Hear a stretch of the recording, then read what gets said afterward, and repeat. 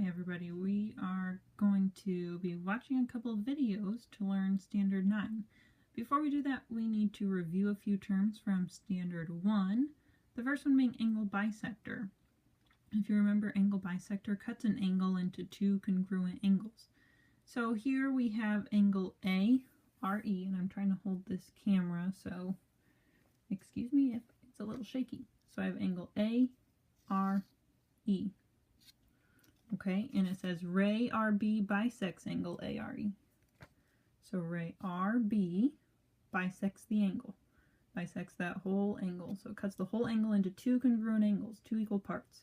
So now we have angle ARB is congruent to angle BRE. Now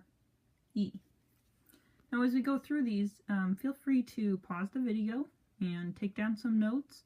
We want to make sure that you get all of these down and really understand them, because the rest of S9 isn't going to make a whole lot of sense if we don't have these basic terms down. So our next one here is midpoint. Okay, midpoint is the middle point on a line segment. It cuts a segment in half and creates two congruent segments. So I start out with segment LR. Okay, I start out with that whole segment, LR. And this M, that's my midpoint. Okay, point M is my midpoint. That means it cuts LR into two equal segments. Remember, these tick marks is how we show we have two equal segments. So now LM is congruent to segment MR. Next, I have vertical angles. Okay, the angles across from each other, as you can see on this picture on the bottom left, those are vertical angles. Vertical angles are always congruent to each other. So here we have angles 1 and 2. Those are vertical angles. Those are congruent to each other. Now these, the top and the bottom angle, I haven't named those, but those are also vertical angles. They're also right across from each other. We have to make this perfect X if we're going to look at vertical angles. Okay, so these two are also vertical angles. So those are also congruent to each other. Next I have the reflexive property. The reflexive property just says that if a segment or an angle is equal to itself, so we have our triangle on the left here. Well, we have two triangles, triangle ADB and triangle ACB. So looking over here, I have this triangle and then this triangle. These two triangles, they share AB. They share segment AB. So I can mark it congruent to itself. Sometimes it's easier if we pull the triangles apart. Then we can see that the triangle shares AB with the other triangle. Okay, so we have these two triangles. I started out with these two. Split them apart so that I have them redrawn here. And I see that AB is the same on both of them. This helps us as we try to prove triangles congruent using our congruent shortcut. So that gives us the one set of congruent sides that we may need for using our congruent triangle shortcuts. Next I have perpendicular. Remember that upside down T? Okay, our upside down T, that is the shorthand way of writing perpendicular. Perpendicular lines, they create right angles. Okay, now they don't just have to be lines, they can be segments or rays as well as lines. So over here on our left, it says AB, segment AB, is perpendicular to CD. And I should change that. This should be line CD. Okay, we see in the picture that's line CD. Alright, so we know those two are perpendicular to each other. So we can say that angle AED is a right angle. Okay, angle AED. That's a right angle, or 90 degrees as we write right here. Angle AEC, that's also a right angle, 90 degrees. Angle DEB, 90 degrees. And CEB, also 90 degrees.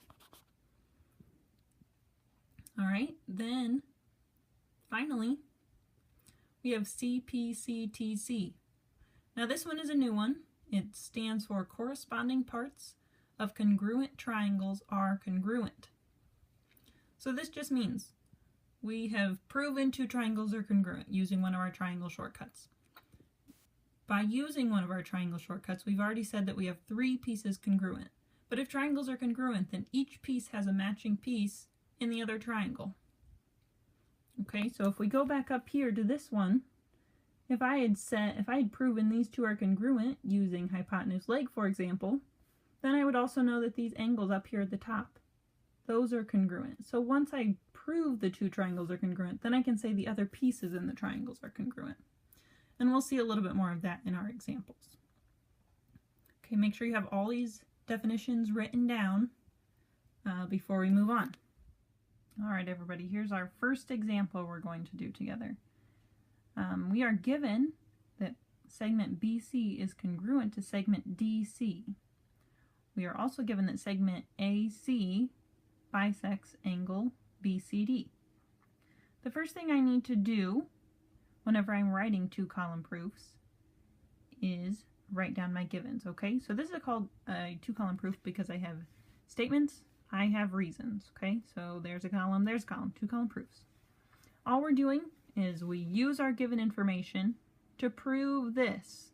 So we do whatever steps we can to get to this final statement. Today, for number 1, we're trying to get to triangle ABC is congruent to triangle ADC. Okay, now we talked about those other things like vertical angles and reflexive property because we're going to use them in this, okay? But first, we always start by writing down our givens. So I'm going to press pause on this video, write down my givens. You do the same. Okay, now I just write down one at a time. So I wrote down BC, segment BC, is congruent to segment DC. Now not only do we write them down in our 2-column proof, but we also mark them in our picture. So I'm going to do that. BC is congruent to DC. Remember when we're marking segments, we use tick marks. All right, for statement number 2, I'm going to write down my second given. So again, I'm going to press pause on this video real quick, write down my segment or my statement, and you do. All right, make sure yours matches mine. For statement and reason number 2, I put segment AC bisects angle BCD. Now, in the notes that we took, remember we put bisects means creates 2 congruent angles. Okay, so we have an angle, angle BCD. All right, angle BCD. So that means I'm looking at this whole angle here, that entire thing. Okay, so AC cuts that angle in half. When it cuts it in half, I now have 2 congruent angles. Okay, so now, if I can hold my paper still, I can say that these 2 angles are congruent. Now, it's not enough just to mark it in the picture. We have to write it as one of our statements. So I'm going to press pause, write it, make sure you get it whenever I press play again. Okay, so for statement 3, I put angle BCA is congruent to angle DCA. Okay, so BCA, this angle right here, is congruent to angle DCA. So this angle right here. All right, now when we do our reasons, we can just describe what happened. Some people might put definition of bisects, but I went ahead and wrote it out. Bisects cuts an angle in half and creates 2 congruent angles. So that's how I know that those 2 are the same. So I'm just writing here whatever gave me enough information to say that this is true. Now this 2 right here, the reason I knew that I'm bisecting something is from statement number 2. Okay, that's why I put this 2 here. So statement number 2 told me that an angle is bisected, gave me enough information to write this one out. So that's why I put this 2 here. We have to get in the habit of writing this out. So now, if I'm trying to get my 2 triangles congruent, ABC and ADC, those 2 triangles, I need another piece of information if I'm going to use a congruent triangle shortcut. Right now I have sides with BC and CD, and I have angles, okay, those 2 I just marked. I need one more piece if I'm going to use a congruent shortcut. I see that AC, segment AC, is on both segments, or on both triangles. So I can say it's congruent to itself. Okay, so I'm going to mark this congruent to itself. Using 2 tick marks, my statement will say segment AC is is congruent to segment AC. All right, so I wrote segment AC is congruent to segment AC. I went ahead and wrote out what reflexive property means. Segments are congruent to themselves. All right, so that's why I can say AC is congruent to AC. This is reflexive property, so if you know what reflexive property means, instead of writing out segments are congruent to themselves, you can just write this, reflexive property. That would be okay. In other videos, I might do that. If you look for videos online, you're definitely going to see things like this, where they just put reflexive property. For number 3, they might just put definition of bisects. Okay, if you know what it means, you can shorten it. Otherwise, it's perfectly fine to write longer things like this. In parentheses over here, I wrote picture, because the picture shows me that they're touching, so that they're equal to each other.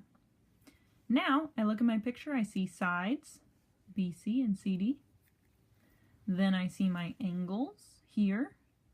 Then I see side for both of them. So I see side, angle, side, side, angle, side.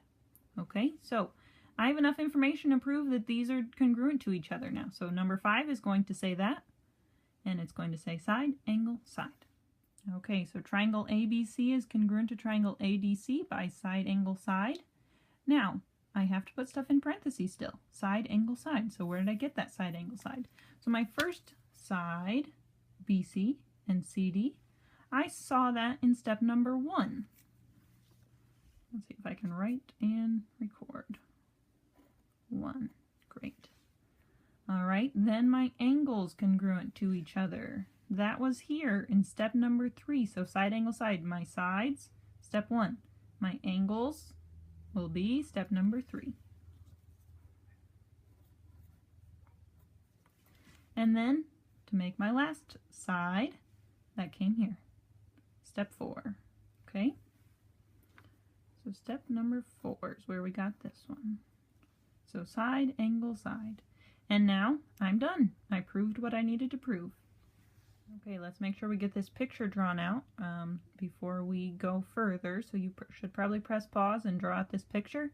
Write out our given and what we're trying to prove. We are given that segment BA is congruent to segment ED. I already went ahead and wrote out my 2-column proof, statements and reasons, and I wrote down that first given. So my statement number 1 says segment BA is congruent to segment ED, and that's given to us. And I can go ahead and mark that in my picture then. So BA is congruent to ED. Okay. My second given, point C is the midpoint of segment BE and segment AD. Now when I write this down, I'm actually going to separate them, because it's really saying 2 things. It's saying C is the midpoint of BE and C is the midpoint of segment AD. So I'm going to write just this one as a step. I'm going to write the second part as a step then. So I went ahead, wrote out that statement number 2, C is the midpoint of BE, and that's a given. And I marked that in my picture. Remember that the definition of midpoint is a point right in the middle of a segment, and it creates 2 congruent segments. So, as you can see in my picture, I marked that I have 2 congruent segments now. BC here, and CE here. Now I've marked it in my picture. That's not quite enough. I have to write it out here. Okay, so for statement number 3, I wrote out BC is congruent to segment CE. And you could write definition of midpoint, but I wrote midpoint creates 2 congruent segments for my reason. Remember, this number 2, that's where I got enough information to write this statement. Midpoint means cuts it in half. So that gave me enough information to write this statement number 3. Next, go ahead, write out that other given.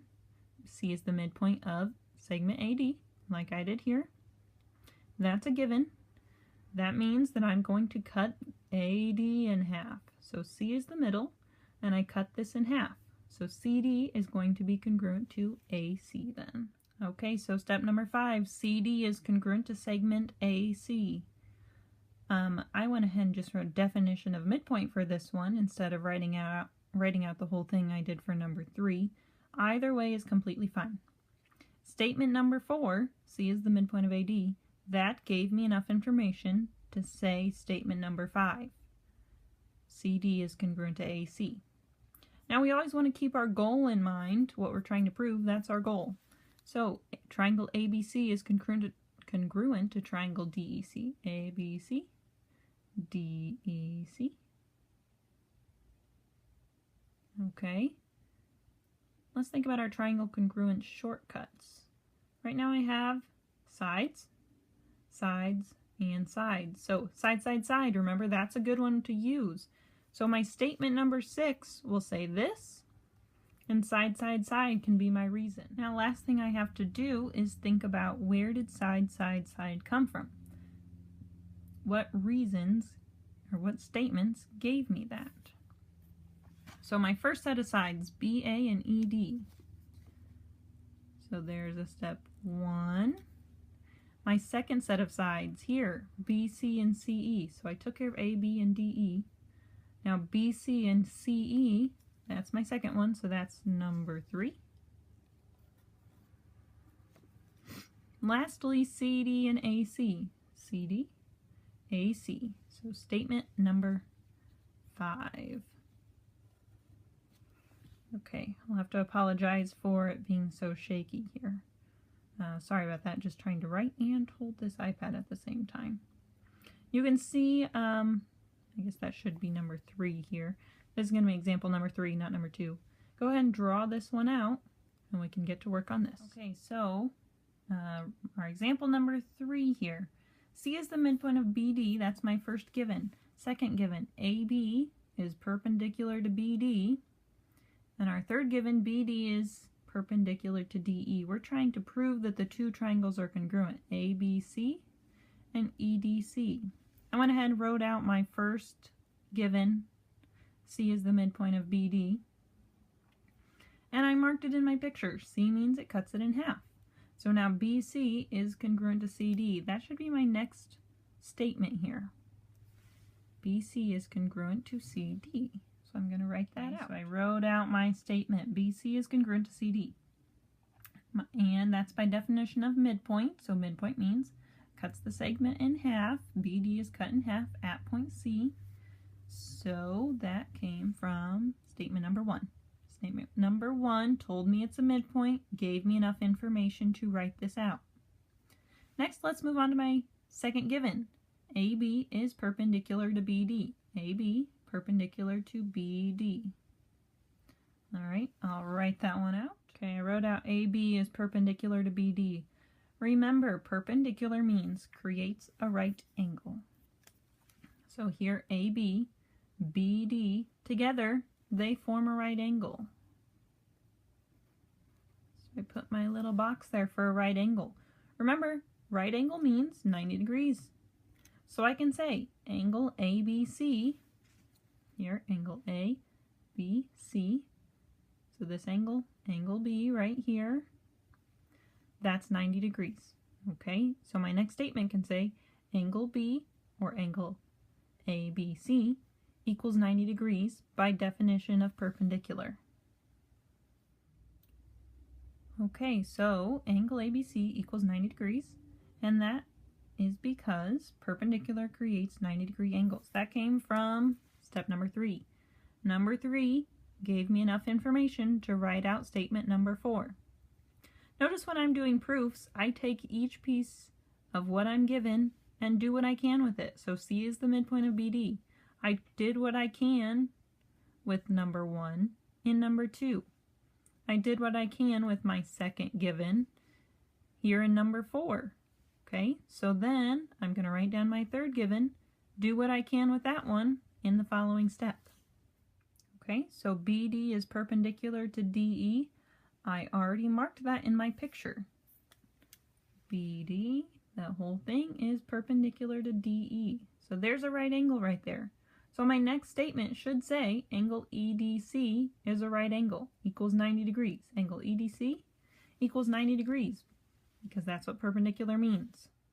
Okay, this time I put definition of perpendicular. Reason number 4 and number 6, that's the same. Okay, definition of perpendicular means it creates a 90 degree angle. Those are the same thing. I just wrote it in a shorter version this time. I got that information from statement number 5. Number 5 means it creates a 90-degree angle. Looking at my picture now, I have angle on each triangle. I have side on each triangle, but angle side, that's not enough to prove that I have congruent triangles. So let's see what else my picture gives me. I've used all my given, so let's see what else my picture gives me. I see vertical angles here. Here's one, here's one. So I'm going to say those two are congruent to each other because they're vertical angles. Angle BCA, so this angle, angle BCA, is congruent to angle ECD. ECD, so this one and this one. Okay, so I went ahead and marked in my picture what I wrote down. Step number 7, angle BCA is congruent to angle ECD. So that looks like enough information now. I have angle on each triangle, I have a side on each triangle, and then I have an angle on each triangle.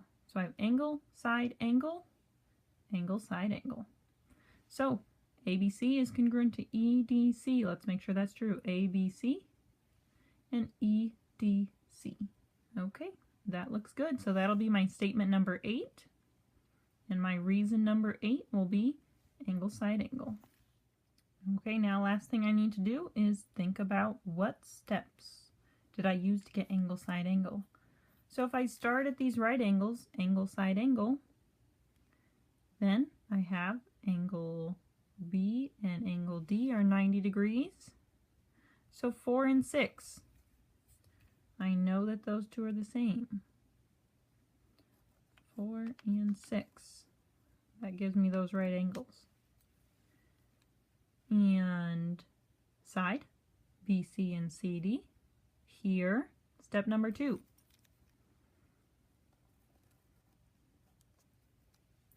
And my angles, BCA, ECD. So that was number 7.